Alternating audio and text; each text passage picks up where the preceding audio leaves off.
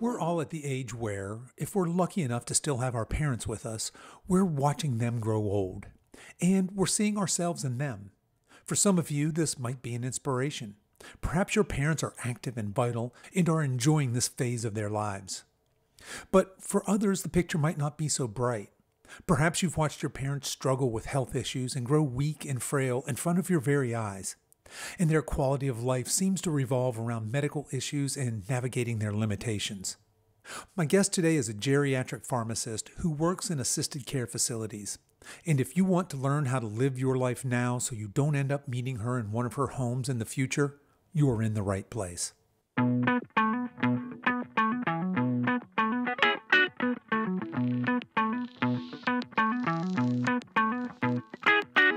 Hello and welcome to the Over 50 Health and Wellness Show. I'm your host, Kevin English. I'm the founder of The Silver Edge, and our mission is to help you build and maintain a lean, healthy body that you love for the rest of your life, so that you can show up in the second half of your life as the healthiest, strongest, most vital version of yourself. We have a great show for you today. Amy Wilson is here, and she's going to help us take charge of our health and find balance in our lives. But before we get to that, I want to let you know that this episode is brought to you by The Silver Edge. The Silver Edge is my online nutrition, exercise, and lifestyle coaching business, catering to those of you over 50 who aren't ready to give up and buy into the common narrative of it's all downhill from here. At The Silver Edge, we very much take a health-first approach to working with clients to help them build lean, strong, vital bodies that last. Look, there's no shortage of lose-weight quick products and coaches in the world, but here's the deal. You can either lose weight quickly or permanently. If you're tired of losing and gaining the same weight over and over and over again, if you're tired of constantly dieting, if you have a poor relationship with food, exercise, or your body, then I invite you to book a call and see if our services are a good fit for you. The easiest way to do this is to head over to silveredgefitness.com and click on the coaching tab, or just shoot us an email at coach@silveredgefitness.com. Okay, enough of that. Let's get on with today's show.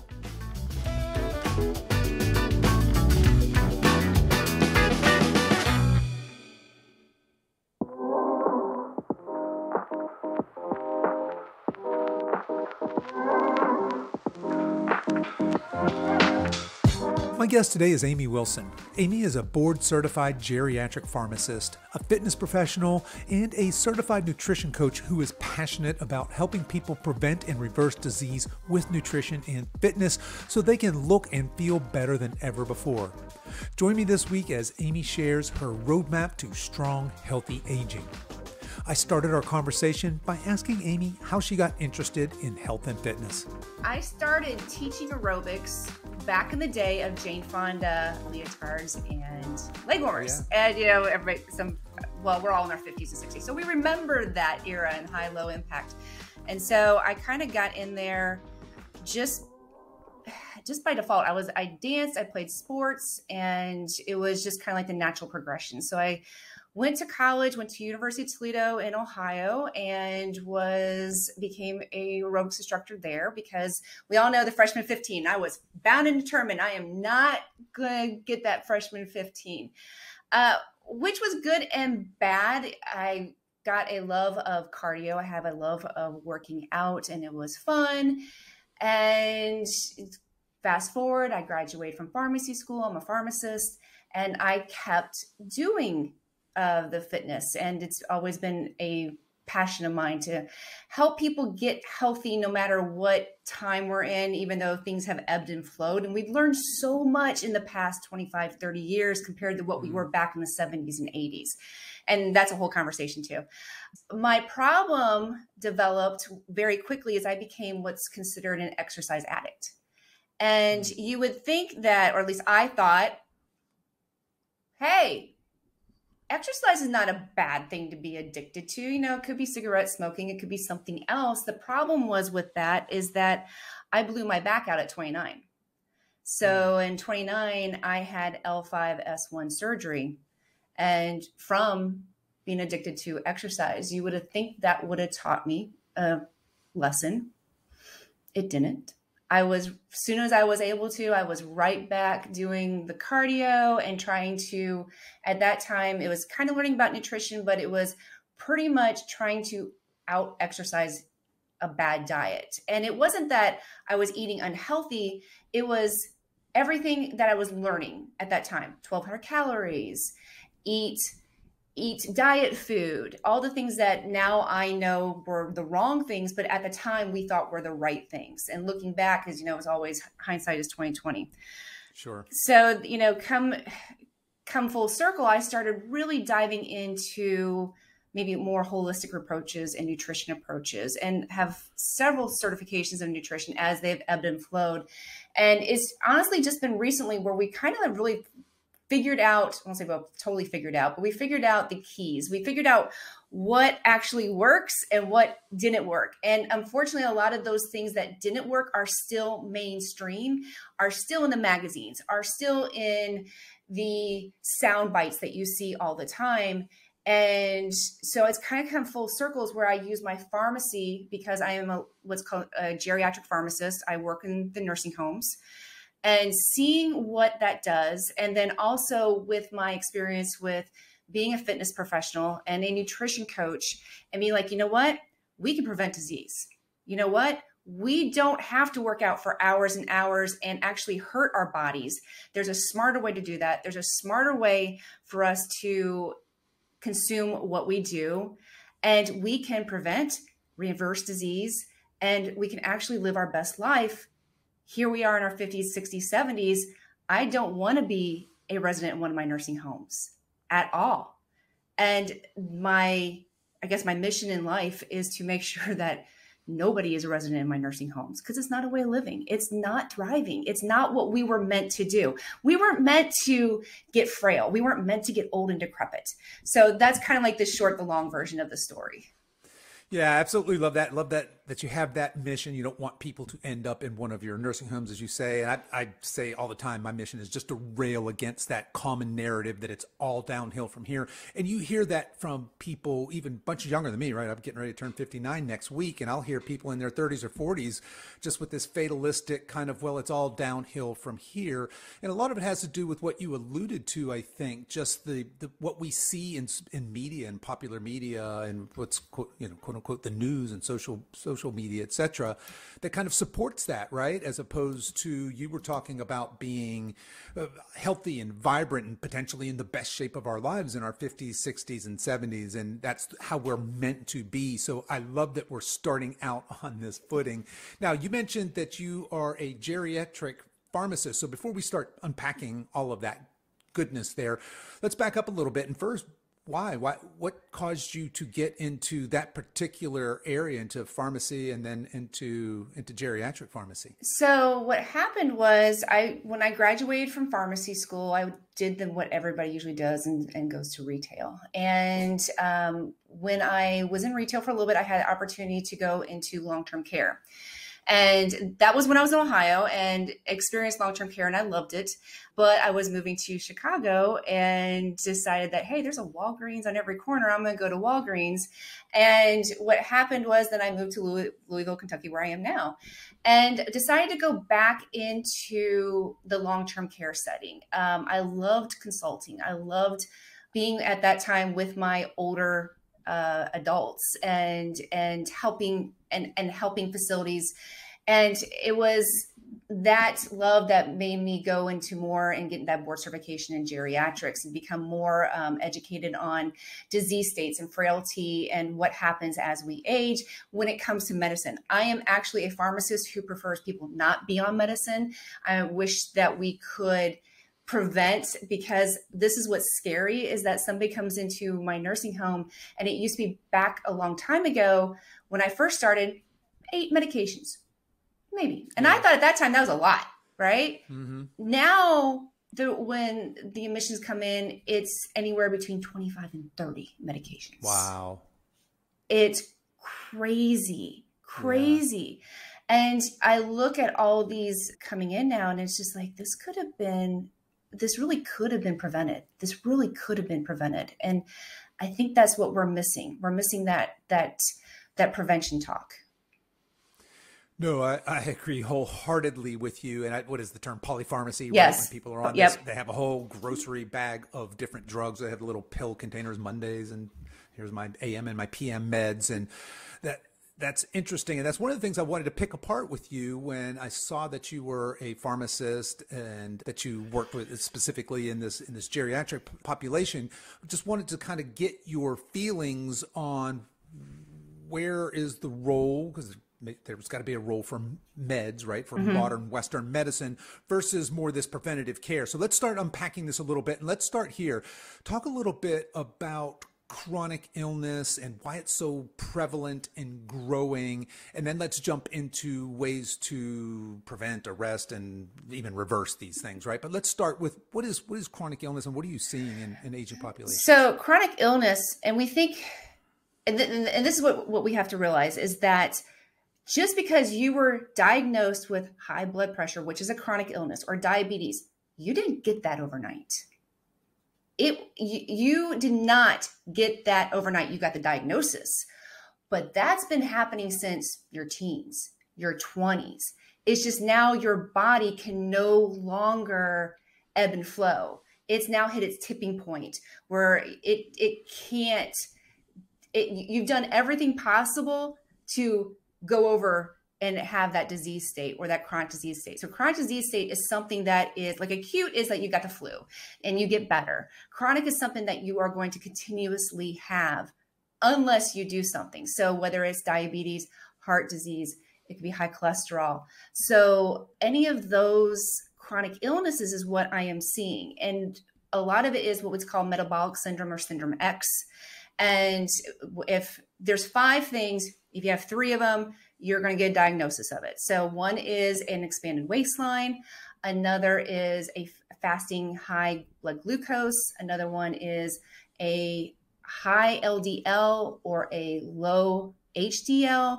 And then the other one is high blood pressure. So have 3 of those, it's what's called metabolic syndrome. And when you have that, then that increases your chance of stroke, increases your chance of type 2 diabetes, increases your chance of heart and cardiac vascular diseases.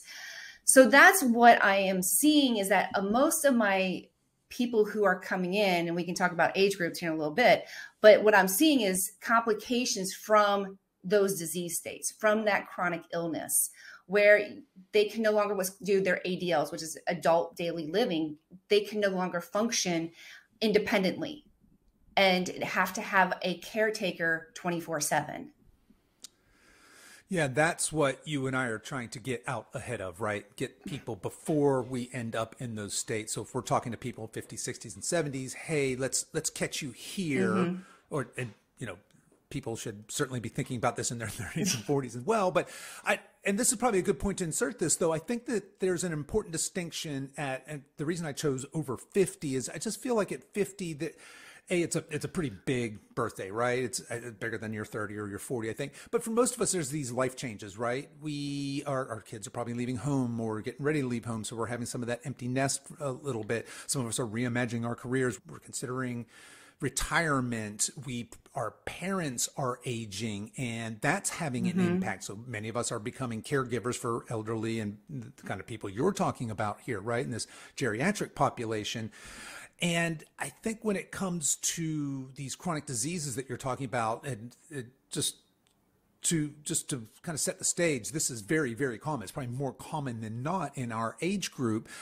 And I think that the prevailing course of action specifically for older people is to go to the doctor, go to traditional Western medicine, and that doctor is going to look at these disease states that you're describing, high blood pressure, pre-diabetes or diabetes, high cholesterol, all these things, right? Obesity.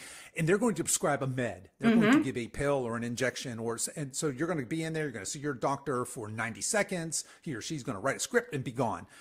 And you're going to get, quote unquote, better, right? Because your symptoms are going to be alleviated. But that's really all that medicine is doing. Is that a fair criticism of that type of treatment? Oh, absolutely. So this is what, excuse me while I get my soapbox now. So, okay. So this drives me nuts. So when we're in our 50s, 45, 50, 60s, we have a narrow window to get our together. We really do, because our body is not able to adapt as much as it was before. So we are now in that window that we have two roads. We can go and prevent and live our lives amazing, or we can keep going the way we're going. The problem is that you go to the doctor and then, they diagnose you and, hey, here's your script, go to the pharmacy, pay your copay, you're moving on. But you're not treating the problem. All you're doing is giving a Band-Aid so that it's a little bit better. And now, and excuse me, Big Pharma now has you as a lifelong customer. And what people don't understand is that, okay, so this is one medication, but there's side effects that come with all these medications. And so when you have high cholesterol, well, they're going to start watching for diabetes and heart disease. And so you're going to get the triad, where if you are given the wake-up call that you're pre-diabetic or you have high cholesterol or your blood pressure is high, if you start working with nutrition, if you start working with fitness, you can take that backwards.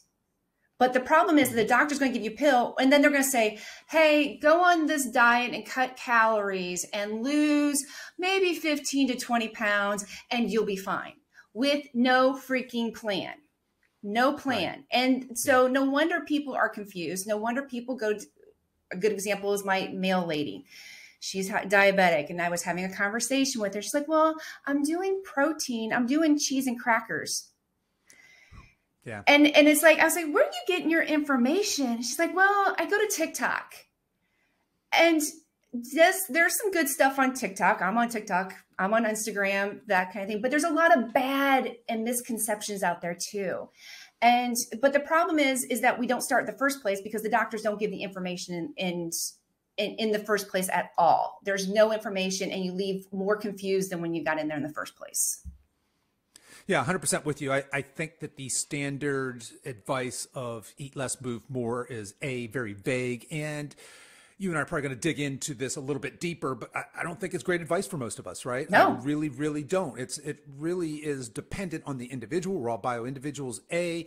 And B, like you said, that's just, if I leave with some meds and some vague advice, the chances of me being long-term successful and not ending up in one of your homes is pretty slim, right? So if pills then aren't the answer, what is? Because I think this is interesting because you're a pharmacist. You're somebody who's got your profession is fulfilling prescriptions, right? Yeah. So I love this conversation. If then pills aren't the answer to treating the root cause, let's dig into it. Let's go for it. What is? Nutrition. Hands down, what we put in our body. Our body is meant to thrive. But the problem is that we have given it substandard fuel. If we need, we really need the full octane, the good stuff, and we are giving it the cheap stuff. So why do we expect our body to perform the way we want to? Why do we expect our body to run on fumes or to run on prepackaged food? And the other thing too is our DNA needs nutrition. In order for type 2 diabetes, if you have the type 2 diabetes gene, which I do, I inherited it from my dad, in order for that gene not to express, because it doesn't have to, I have it, but that doesn't mean I have to, I will get diabetes. I am keeping it at bay with nutrition. With my nutrition, what I can do is I can keep that gene from expressing itself, or also known as turning itself on. So there are so many things that we can do and take things backwards just by what we put in our body. And I know sometimes that's hard, but I think that's the easier route than ending up not being able to walk, or is with diabetes, gangrene, losing your eyesight, losing your kidney function. That to me is the harder way. That to me is not what you want to do. Yeah, I'm 100% with you there, right? But I think what happens is people view taking a pill. Well, if I take my meds, that's easy. I just have to remember to do it, right? Versus okay, you're saying the answer is going to start with solid nutrition. And now we're talking about some lifestyle changes. And we're not talking about lifestyle changes this week or for the next 30 days or for the next 90 days. We're talking about lifestyle changes for the rest of our life, right? In Correct. order to be healthy, vital, strong humans. And that takes some people aback. And now I do want to come back. I'm going to put a pin in that because I definitely want to come back to unpack that a little bit. But you were talking about genetics and epigenetics, right? Mm-hmm. This idea that I am genetically predisposed to X, whatever it is, to obesity, to diabetes, to high cholesterol, etc. You have no control over that, A. B, and it's a small indicator of whether or not you will have fill in the blank, whatever that is, right? Whatever Correct. you're genetically predisposed to. What has a much bigger impact on whether that gene expresses or turns on, as you said, is these lifestyle things. Mm-hmm. So we're going to start with nutrition. Now, for folks in our age group, you alluded to this earlier, back in, you were full on the Jane Fonda leotard aerobics trained there. Our nutrition was, hey, we should be eating 8 to 12 servings of grains. And certainly in the 70s, remember, we were all avoiding fat. Hey, take your butter and swap it out for margarine. Take your whole milk and let's do no fat. And everything became labeled no fat, low fat. And some of that is still an active message to us today, right? We have so many different fad diets. Now we have the backlash to low fat, and it's the high fat, the ketogenic, and we have intermittent fasting for weight loss and for other reasons. And all this can be overwhelming to people that don't live in the nutrition world. What is your best advice when it comes to nutrition? If nutrition is the number one lever we can pull to control these metabolic diseases, how do you start with people and helping them eat right? So with my clients, it's starting baby steps. And what we have to get rid of is the Amazon Prime kind of mentality that we're going to get results in 2 days. That, I'm always saying, let's not go for skinny. And I think because we grew up in the age where everybody wanted to be skinny in a certain size, and we have to understand now in our 50s and 60s and 70s, it's not about being skinny. It's about being strong. Right. There's a big difference. You can be skinny and unhealthy. I have a lot of people in my homes that are skinny and unhealthy. I have a lot of clients who came to me who are skinny and unhealthy. So the first thing to do is go in baby steps. You don't have to take everything in at the same time. So how about the first week, we just start getting rid of some of the prepackaged food that you might be buying. The things that are called ultra processed foods. Now, I'm not talking about your prepackaged salad or some of your organic lunch meat, that kind of thing. That's fine. That's what we consider minimally processed. I'm talking about your hamburger helper. Let's go. Lean Cuisine, Weight Watchers meals, all that stuff that is nothing but ultra processed foods. Your body does not know how to digest that. So let's go with things that are real. And real, I mean your fruits. Yes, fruits. You can eat fruit. It will not make you fat. And I love it when a doctor goes and says, cut down on your carbs, cut down your fruit, don't eat eggs. Oh, yeah, right? Don't eat superfoods. But it's okay for you to go eat all this other crap, but that's fine. It just drives me nuts. So let's go for the fruits. Let's go for the vegetables. Let's go for your chicken, your lean meats, your fish. Let's go back to the day when it's like real food. That is what you're going to start with, real food. And that takes some time. That does. That's a whole different kind of grocery shopping. That's a whole different Costco shopping or Sam's shopping. And let's go in baby steps though, because like I said, when you try to do everything, it almost becomes you get analysis paralysis, so that you're so much information, you just don't know where to go. And then you just get overwhelmed. And so if we can go, like when I do 6 weeks, it's like every week we're working on something else. Every week we get a little bit better. And you got to build a solid foundation. And a solid foundation does not come overnight. No, it doesn't. Absolutely. So I love that. So what you're saying then is really, it's not rocket science. It doesn't make it easy to implement, but that's why you're doing this in baby steps. I think a lot of people miss the fact that even tiny progress. It's still progress, and tiny progress done consistently becomes huge progress over time, right? There's this compounding effect that I think you've probably seen in your own life as well as certainly in your clients' lives as they start to transition. Now, all of a sudden, I'm making these little steps. A couple months go by. I'm eating more whole foods, less processed foods. Lo and behold, go figure, I feel better. Yeah. I have more energy. Yeah. My libido's increasing. Yeah. All these wonderful things. And so that kind of refills that motivation bucket, right? But I think so many of us have traded our health for convenience, which is why we're doing a lot of these foods. I mean, part of it's just out of, hey, lean cuisine, that's got to be healthy, right? Because it's lean. It says lean right on the package. And to your point, our bodies haven't evolved. We haven't caught up to our modern food technology on how to process these crazy ultra processed foods.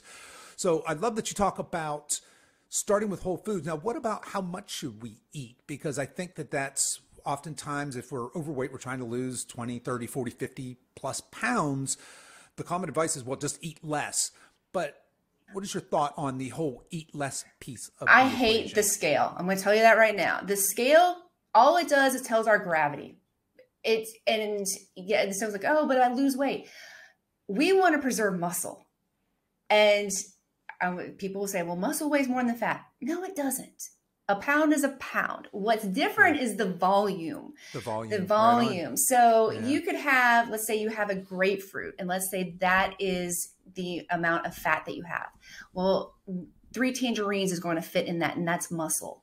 So we want to work on muscle. So how do we eat? Well, one, you got to fuel. And the misnomer is to not eat as much. And that's why I hate some of these programs out right now, the quick fixes, the shakes, because we have to, one of the things that JJ Virgin has always said is that our body is a chemistry lab, and it really is. And we need to learn how to eat. And that is with macronutrients. And macronutrients are what we need in big amounts. Your macronutrients are your carbohydrates, are your fat, and your protein. And one decade or another, we've had one of those macronutrients being it's been in vogue. It's either been in vogue or it's been in the doghouse, one of them. Right. So we have to come up with the fact, and this is why I don't like calories, is that you could say, I need to get 1,500 calories. Well, if you don't know where it's all coming from, fruit's great, but we don't want all 1,500 coming from fruit. Protein's great, but we don't want all protein. And the same thing with fat. We need to have a balance. And so I honestly say, if you have nowhere to start, one, just start eating real food and listen to your body. Your body's going to tell you what you want. But a lot of times you need to work with somebody. And a lot of times that is an investment in your health and an investment in your future, because it's not cut and dry. I have different DNA than you have. And that's where we get wrong in thinking that, oh, well, this diet worked for my neighbor and this is what they're doing, so I'm going to do it too. And some of us are better with a little bit higher carbs. Some of us are better with a little bit lower carbs. It just depends. That's why you'll see somebody on keto going, oh, I feel the best ever. And then someone else says, I feel like I am in the trash. We have different genetics. And the thing is that when you work with somebody, we can figure that out and figure out what we call the ratios, the right macro ratios, how much protein you need per day, how much carbs you need per day, and how much fat you need a day, and break it down to where it is simple. Because right now it's probably like, you're like going, oh my gosh, this is so confusing.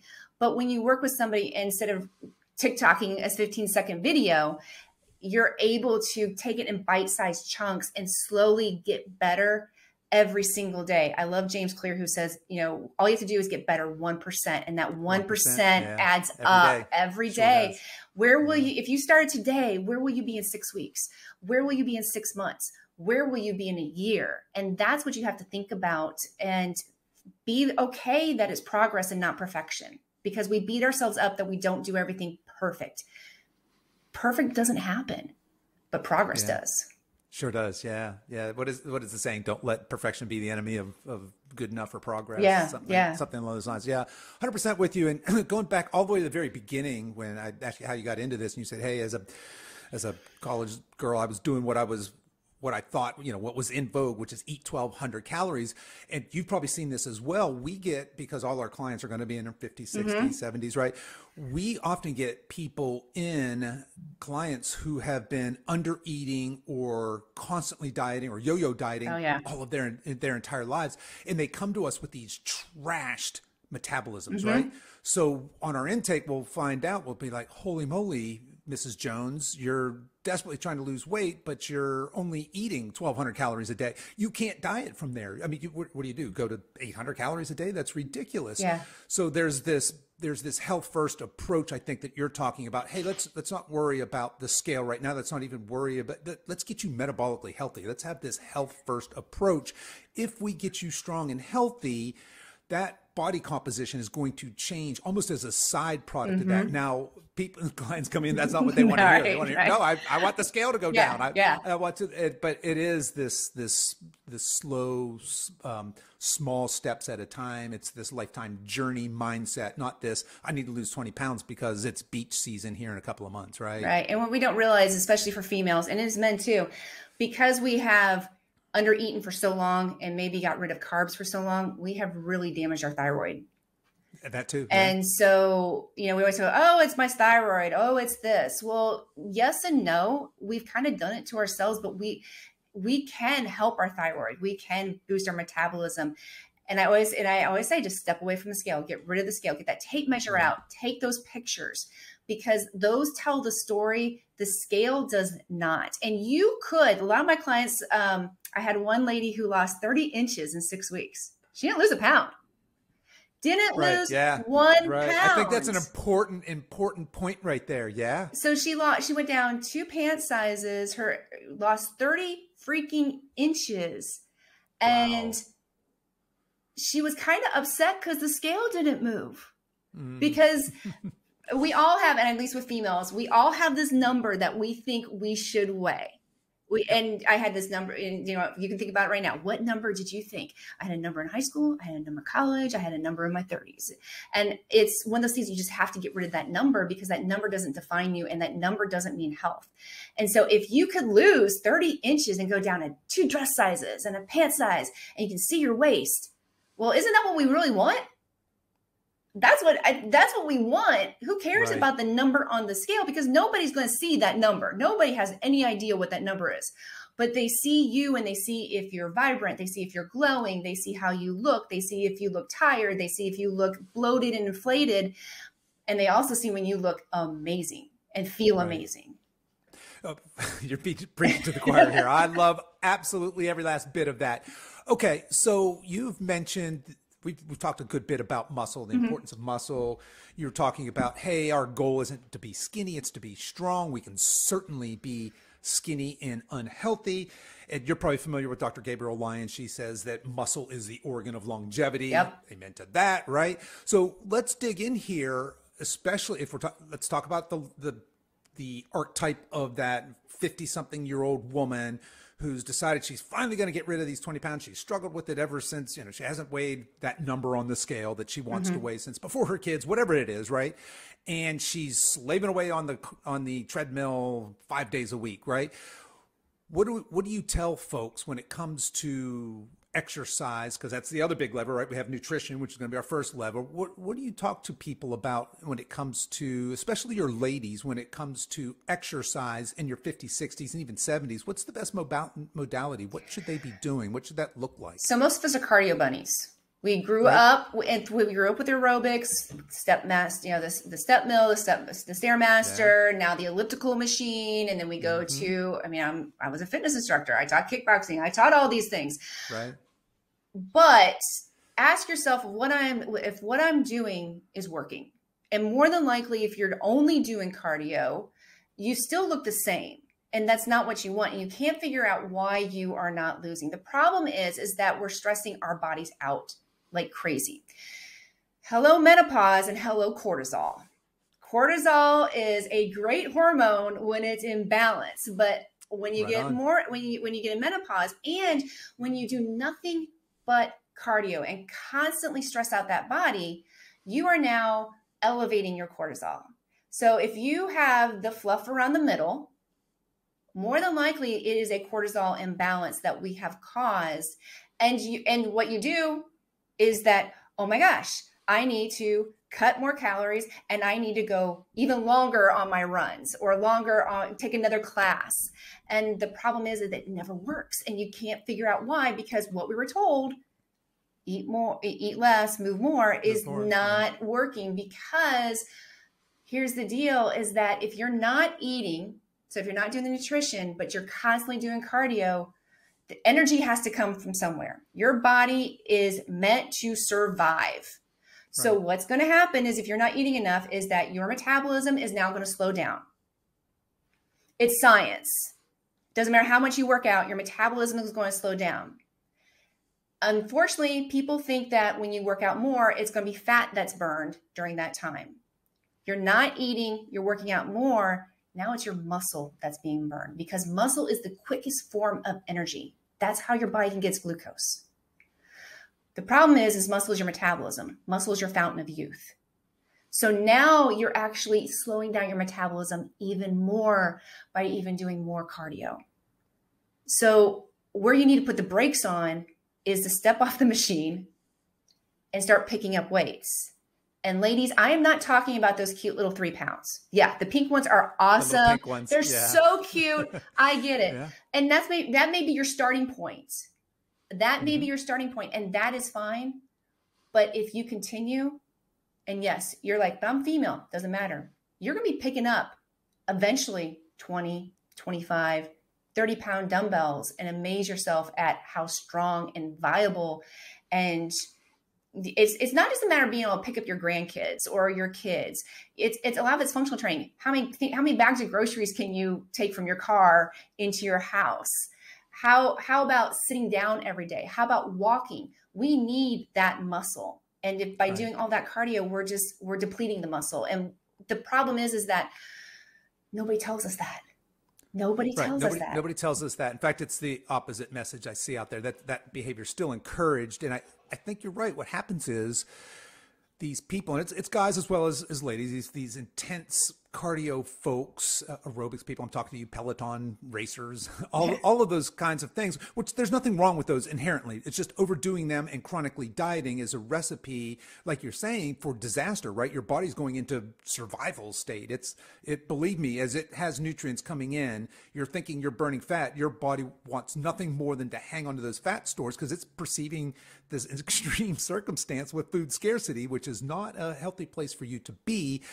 And I guess without nerding out too much, I just kind of want to point out also that there's basically 2 types of muscles, a little more complicated than that. But at a high level, there's 2. You have your type 1, type 2, or your slow twitch and fast twitch, right?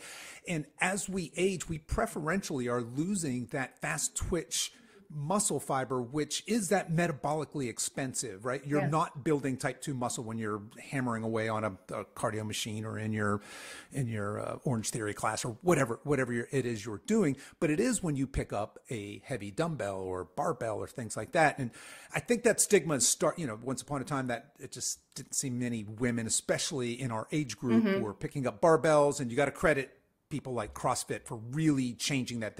For whether you feel good or bad about CrossFit, I know there's some strong feelings out there, but it has put a lot of barbells in A, older people's hands, and B, specifically older women's hands. And hats off to them, right? I think that's a fantastic thing, just getting this strength training into folks. But yeah, building that muscle is the best way to specifically that metabolically expensive type 2 muscle, that type of strength is the best way to help restore a metabolism along with some healthy nutrition principles. Because like you said, it may be that you're not wherever you are in your journey, whether if your mission is to lose 20 pounds, you may not be in a healthy enough space to start a diet. You don't need to do another diet. You probably need to do a reverse diet, get that metabolism healthy. Let's concentrate on feeling better, on getting stronger, on moving pain-free. Look, the diet phase can come later, right? We'll work on that, and you will definitely get there, but it's those small steps. I kind of feel like that's one of the missing pieces, and specifically for some of the older ladies out there, is that strength training piece. And it takes a lot of women by surprise. They're thinking, well, go to a gym and lift the weights. That's where all the big sweaty guys are, and those young ladies. You don't have to go buff, right? Yeah, you don't have to go to the gym. You can do it at home. You sure can. So what the misnomer is that, okay, I'm getting older and this is just a fact of life, and we lose muscle and my metabolism goes down. The problem is that we have believed these myths for so long as truths, and they are not the truth. but we believe it as the truth. And we need to get out of that and saying, hey, you know what? No, I can decrease my inflammation from nutrition. Because if you are hurting, if you have headaches, you have joint pain, I'm going to tell you, ultra processed food is not helping you. And just by adding that real food, that's going to help. Then you start picking up weights. And it's the same thing with weights. You can't, if someone's actually doing training for a marathon, they're not going to go out and run the 26.1 miles tomorrow. They're going to train. It's the same thing with muscle. And the most infuriating part about muscle building is that it's slow. It's like you can gain fat like that, but to build muscle, it is so slow. And you just what's up with that, right? You have to know is that you're embracing the journey, and that this is a never ending journey without a finish line.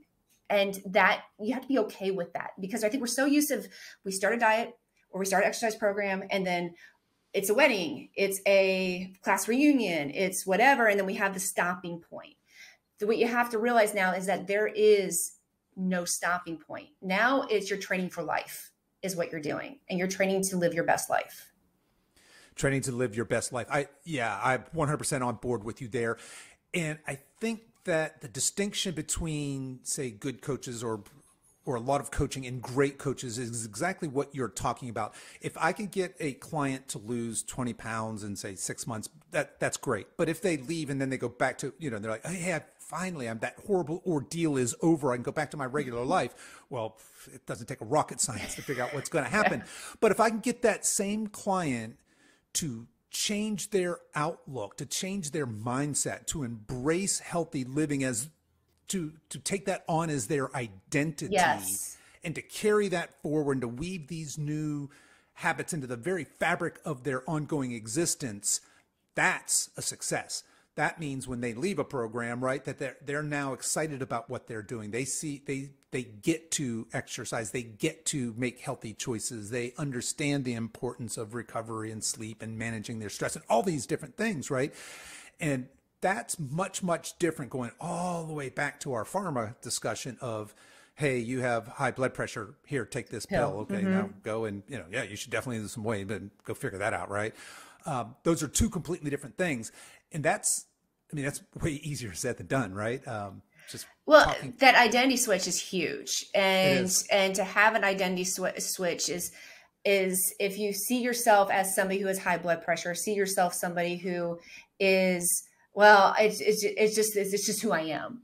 When you have that identity, it's so hard to change. But if you see yourself as high blood pressure and go, you know what?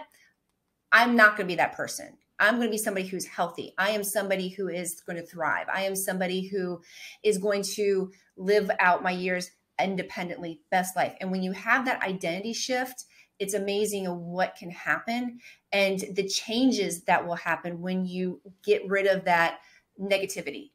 It really is a negativity, and move it with the positive.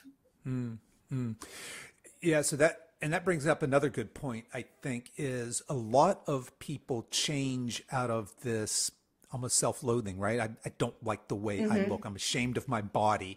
And that facilitates change. And look, that's how many of us, personally, I certainly started a health and fitness journey from that place, but that's not sustainable. That, change because you don't like the way you look or you have body image issues isn't going to sustain you for a lifetime, like we're talking about.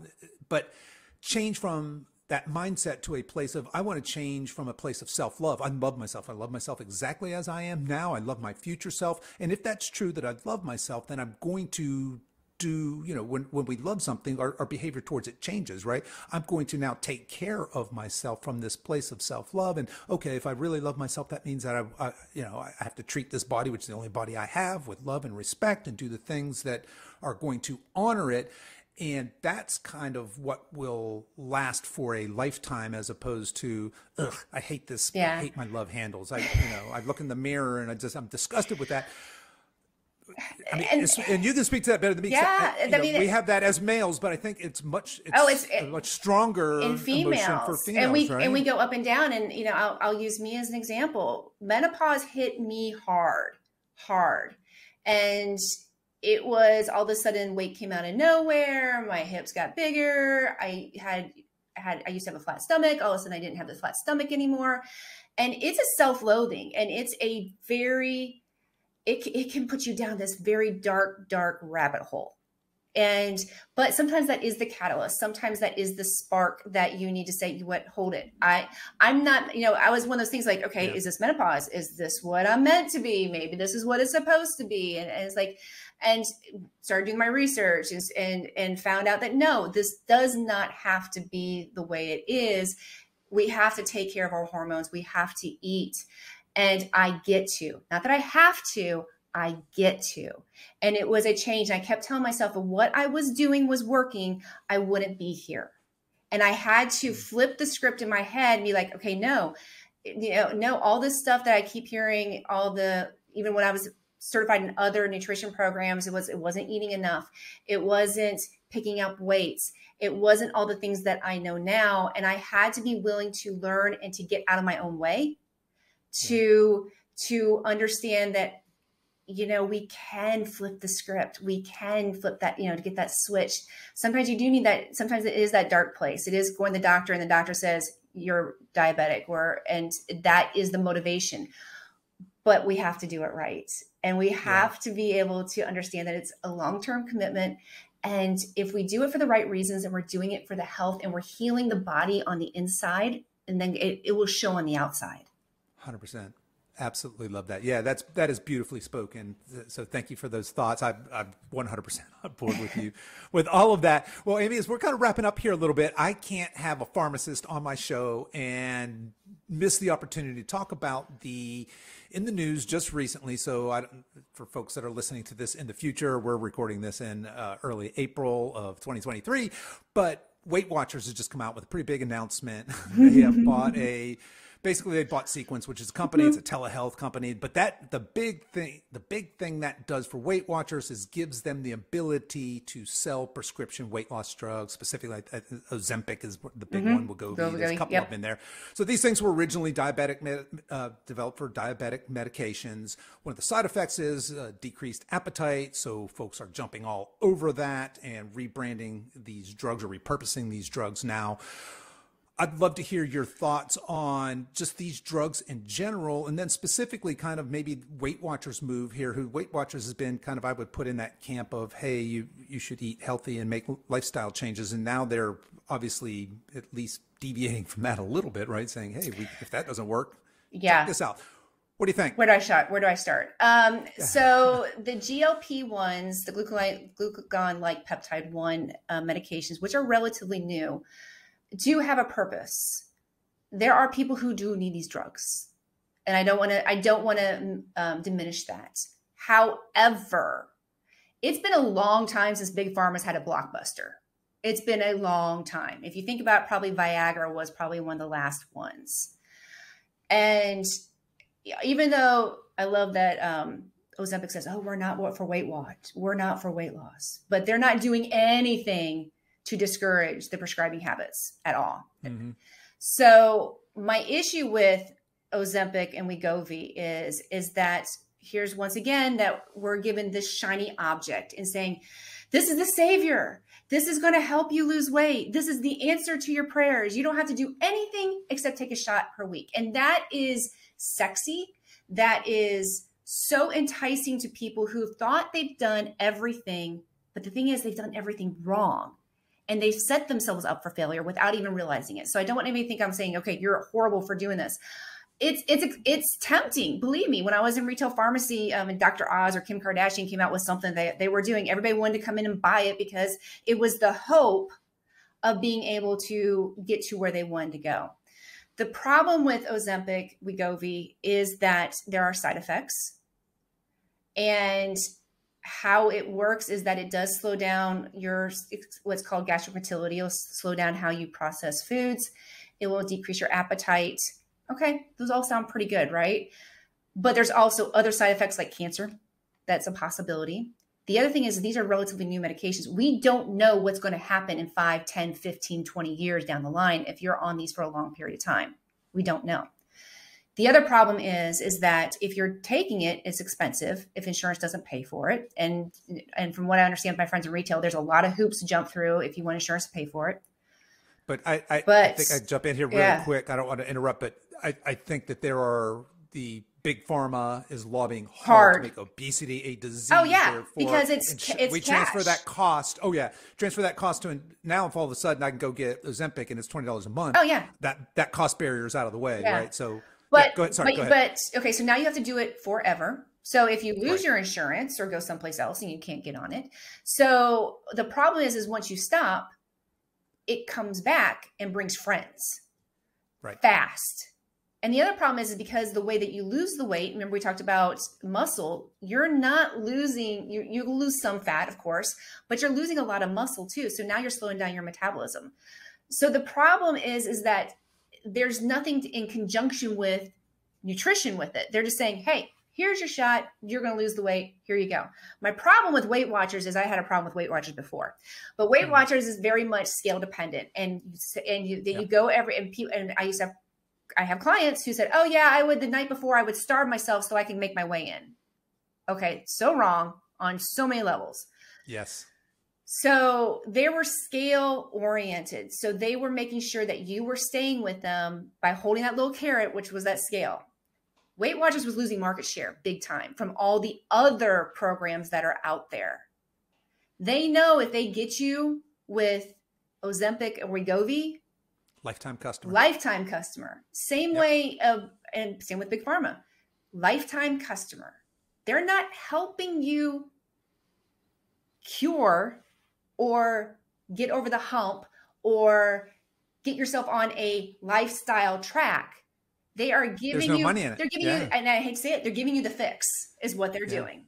And it 100%. drives me freaking, it's horrible. It's horrible, but we want quick weight loss and people are willing, that's just like, you're willing to give yourself a shot every week to do that. And I'm like, get on my soapbox. Yeah, no, I'm with you. It does seem scary. Look, I get it. I get the allure of that, right? Because you had alluded to, look, people that are doing this are people that are probably saying, I've tried everything. Okay. And the problem is you've tried every single fad diet and you haven't gone back to these basics and really worked on restoring your health and paying attention to that and all the things that we spent the last 45 minutes talking about, right?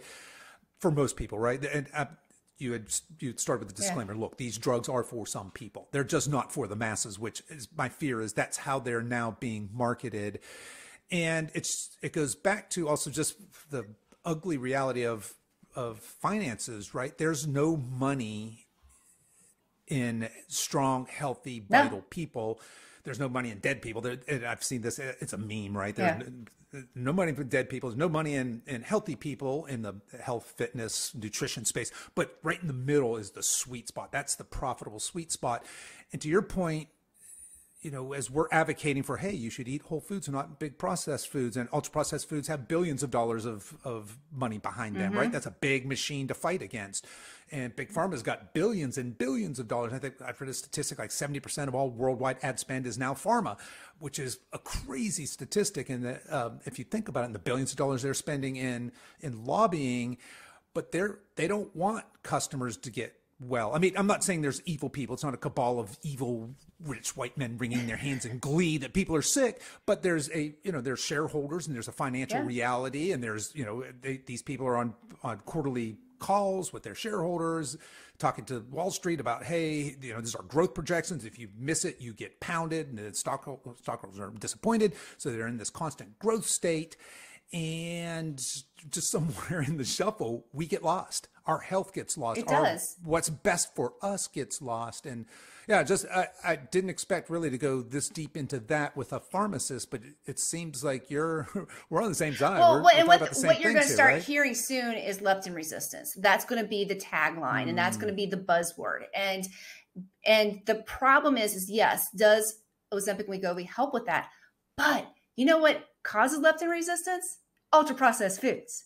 So if you start getting rid of the ultra processed foods, you start eating right. Leptin is a hormone that shuts off the appetite in your brain.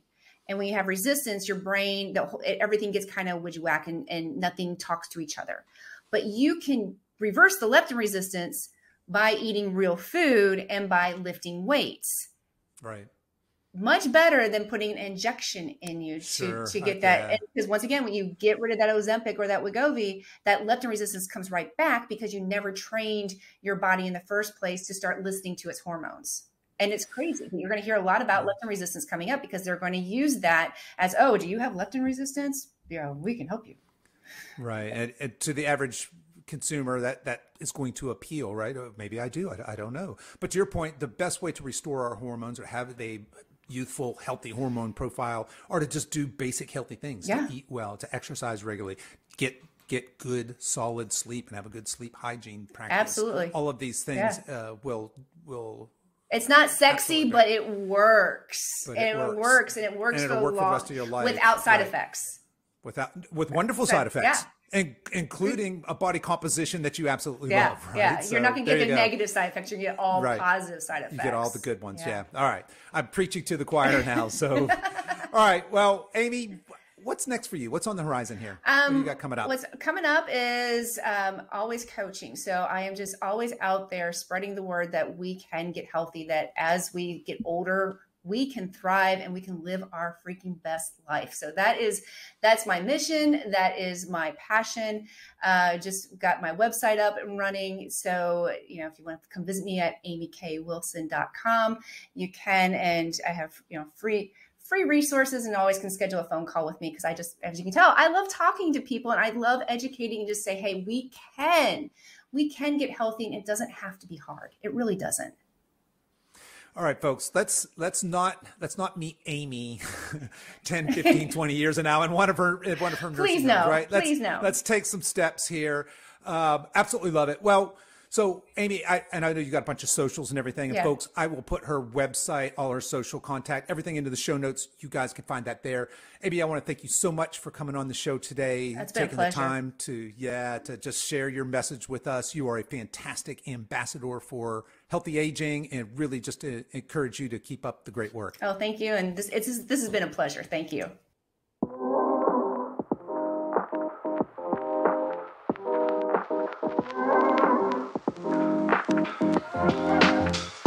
Okay, that's our show for today, folks. If you've enjoyed this podcast, I want to let you know that we have some fantastic free resources over at silveredgefree.com. There you'll find our free guides with our top tips on nutrition, exercise, and healthy lifestyle to assist you in your weight loss and fitness journey. So feel free to head over there and download anything that looks useful to you. I'll put links to everything we talked about in the show notes, and you can find those over at silveredgefitness.com/184. As we wrap up our time together today, you can show your support for this podcast in two important ways. One is to tell a friend about this podcast and encourage them to give it a listen. The second is for you YouTube folks to click the like and subscribe buttons, and for you podcast folks to consider giving this podcast a 5-star review on whatever platform you listen to podcasts on, and be sure to subscribe and follow so you don't miss any future episodes. I really appreciate you spending your time with me today, and until next time, stay strong.